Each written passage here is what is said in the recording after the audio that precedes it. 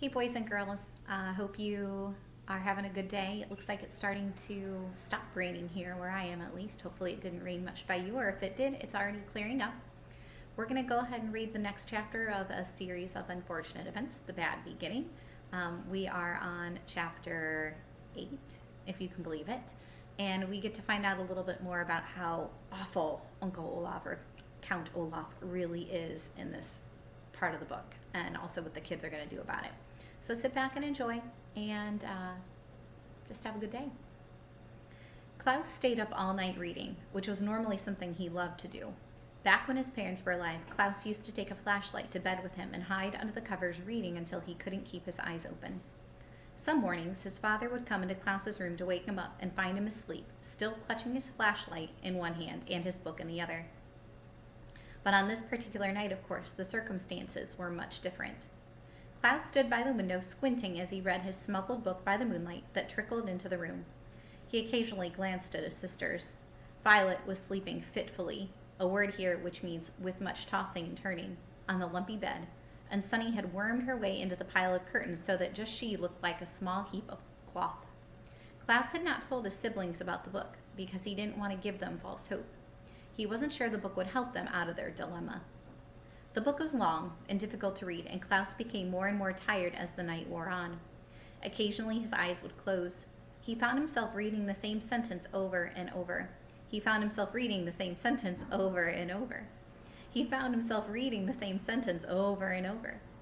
But then he would remember the way the hook hands of Count Olaf's associate had glinted in the library and would imagine them tearing into flesh, and he would wake up right up and continue reading.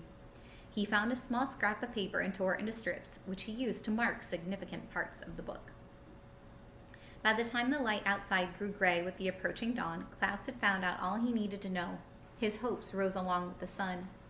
Finally, when the first few birds began to sing, Klaus tiptoed to the door of the bedroom and eased it open quietly, careful not to wake the restless Violet or Sunny, who was still hidden in the pile of curtains. Then he went to the kitchen and sat and waited for Count Olaf. He didn't have to wait long before he heard Count Olaf tromping down the tower stairs.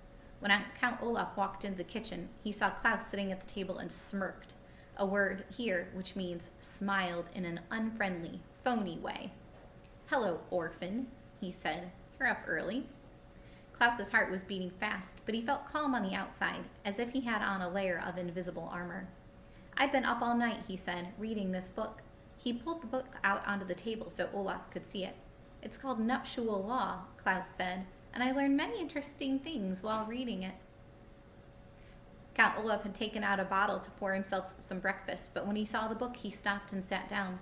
"The word nuptial," Klaus said, "means relating to marriage." "I know what the word means," Count Olaf growled. "Where did you get that book?" "From Justice Strauss's library," Klaus said, "but that's not important. What's important is that I have found out your plan." "Is that so?" Count Olaf said, his one eyebrow raising. "And what is my plan, you little runt?" Klaus ignored the insult and opened the book to where one of the scraps of paper was marking his place. "The laws of marriage in this community are very simple," he read aloud. "The requirements are as followed. The presence of a judge, a statement of 'I do' by both the bride and the groom, and the signing of an explanatory document in the bride's own hand." Klaus put down the book and pointed at Count Olaf. "If my sister says 'I do' and signs a piece of paper while Justice Strauss is in the room, then she is legally married. This play you're putting on shouldn't be called The Marvelous Marriage. It should be called The Menacing Marriage. You're not going to marry Violet figuratively. You're going to marry her literally. This play won't be pretend. It will be real and legally binding." Count Olaf laughed a rough, hoarse laugh. "Your sister isn't old enough to get married." "She can get married if she has the permission of her legal guardian, acting in loco parentis," Klaus said. "I read that too. You can't fool me." "Why in the world would I want to actually marry your sister?" Count Olaf asked. "It is true she's very pretty, but a man like myself can acquire any number of beautiful women." Klaus turned to a different section of nuptial law. "A legal husband," he read out loud, "has the right to control any money in the possession of his legal wife." Klaus gazed at Count Olaf in triumph. "You're going to marry my sister to gain control of the Baudelaire fortune, or at least that's what you planned to do. But when I show this information to Mr. Poe, your play will not be performed and you will go to jail. Olaf's eyes grew very shiny, but he continued to smirk at Klaus. This was surprising. Klaus had guessed that once he announced what he knew, this dreadful man would have been very angry, even violent. After all, he'd had a furious outburst just because he'd wanted roast beef instead of puttanesca sauce. Surely he'd be even more enraged to have his plan discovered. But Count Olaf just sat there as calmly as if they were discussing the weather. I guess you found me out, Olaf said simply. I suppose you're right. I'll go to prison and you and the other orphans will go free. Now, why don't you run up to your room and wake your sisters? I'm sure they'll want to know all about your grand victory over my evil ways. Klaus looked closely at Count Olaf, who was continuing to smile as if he had just told a clever joke. Why wasn't he threatening Klaus in anger, or tearing his hair out in frustration, or running to pack his clothes and escape? This wasn't happening at all the way Klaus had pictured it. Well, I will go tell my sisters, he said, and walked back to his bedroom. Violet was still dozing on the bed, and Sunny was still hidden beneath the curtains. Klaus woke Violet up first. I stayed up all night reading, Klaus said breathlessly as his sister opened her eyes. And I discovered what Count Olaf is up to. He plans to marry you for real, when you and Justice Strauss and everyone all think it's just a play. And once he's your husband, he'll have control of our parents' money and he can dispose of us.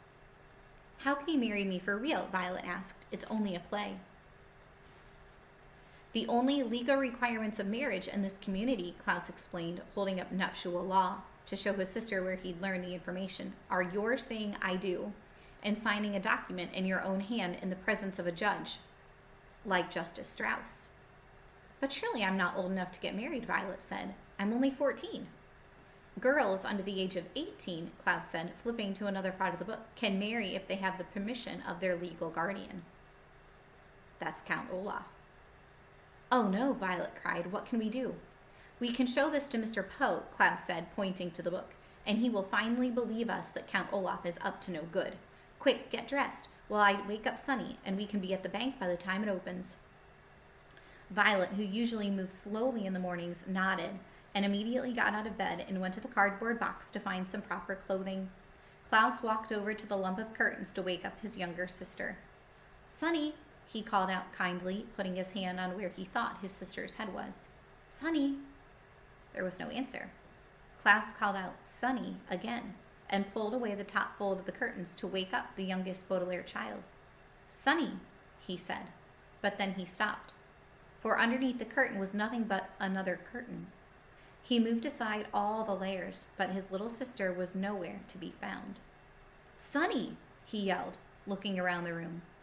Violet dropped the dress she was holding and began to help him search.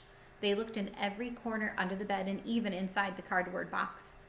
But Sunny was gone. Where can she be? Violet asked worriedly. She's not the type to run off.